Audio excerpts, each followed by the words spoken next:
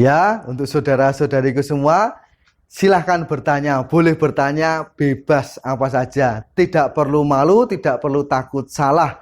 Karena pertanyaan kita itu siapa tahu menambah wawasan bagi yang lain. Maka silahkan bertanya, saya akan mencoba menjawab.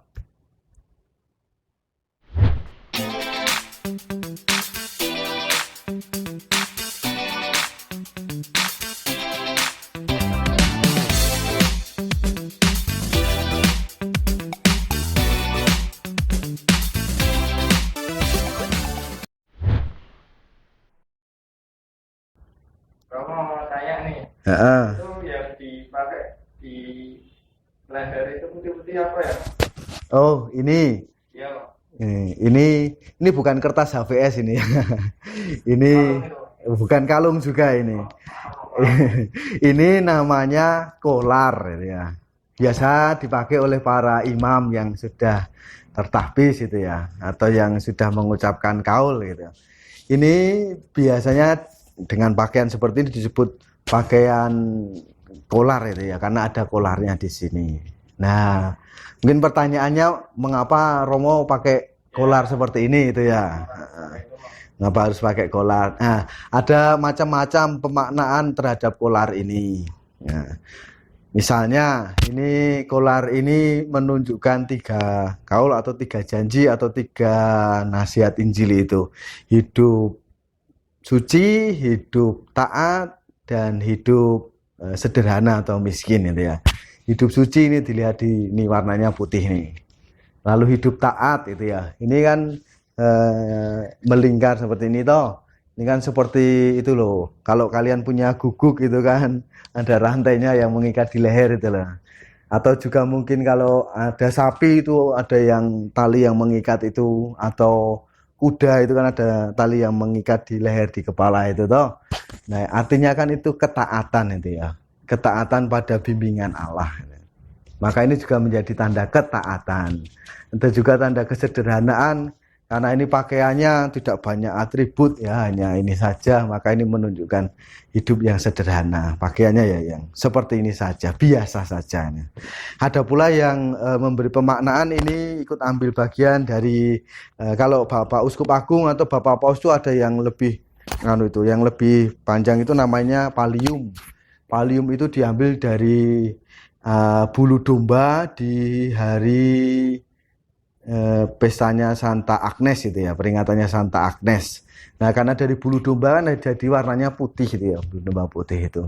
Nah, itu Bapak Uskup Agung atau Bapak Paus itu menggunakan pallium itu menggambarkan, dan juga dari bulu domba itu seperti Tuhan Yesus yang memanggul domba itu loh. Gembala yang baik itu ya, yang memanggul dombanya di sini. Nah, ini juga menjadi lambang bagi para imam, Bapak Uskup, Bapak Paus yang mau menggendong kawanan domba ini ya, yang memikul kawanan domba di pundaknya ini. Seperti itu. Kamu mau pakai kolar? Mikir-mikir dulu. Jadi Romo dulu kalau mau pakai kolar ya. Kamu mau tanya lagi nih, kamu apakah sehabis pengakuan dosa boleh melakukan dosa lagi? Jadi mana? Boleh melakukan dosa lagi, jelas itu anjurannya tidak boleh melakukan dosa lagi. Hanya kita kan manusia itu manusia yang lemah ya, sering jatuh dalam dosa gitu ya. Nah, ini yang sering jadi persoalan kalau kita mengaku dosa, lalu setelah mengaku dosa kok dosanya jatuh di dosa yang sama lagi, lalu mau mengaku dosa lagi kok rasanya malu dosanya itu terus gitu ya. Jangan malu. Paus Fransiskus mengatakan Tuhan tidak pernah lelah mengampuni kita.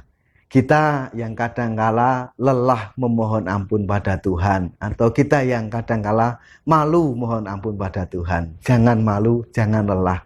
Tuhan selalu menanti dengan tangan terbuka pada kita semua yang mau bertobat.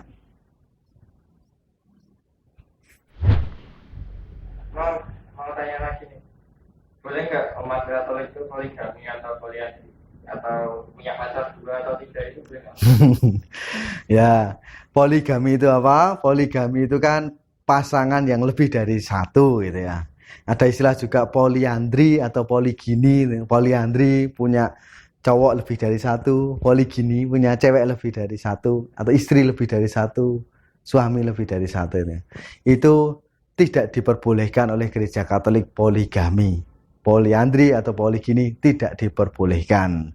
Maka kalian yang mungkin sekarang punya pacar 2 atau 3 atau 5, nih hati-hati karena besok harus milih salah satu untuk menjadi pendamping hidup.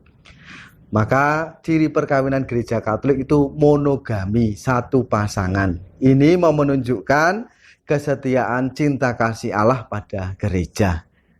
Cinta kasih suami pada istri, istri pada suami, ini menunjukkan cinta kasih Allah pada gereja, pada manusia. Ya.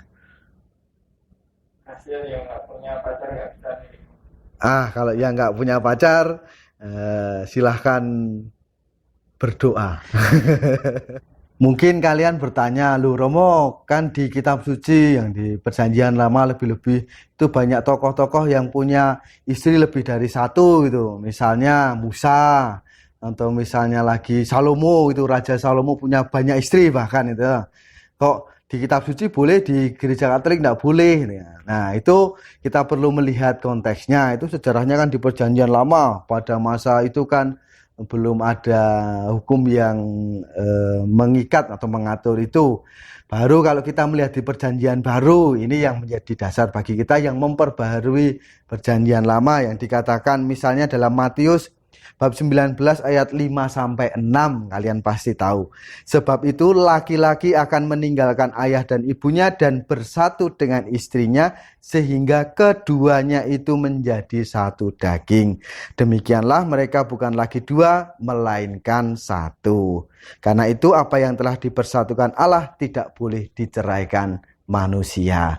Dari ayat Injil Matius ini, maka ciri perkawinan Gereja Katolik monogami, satu pasangan, 2 orang yang menjadi satu. Yang kedua, tak terceraikan. Karena apa yang dipersatukan oleh Allah tidak boleh diceraikan manusia.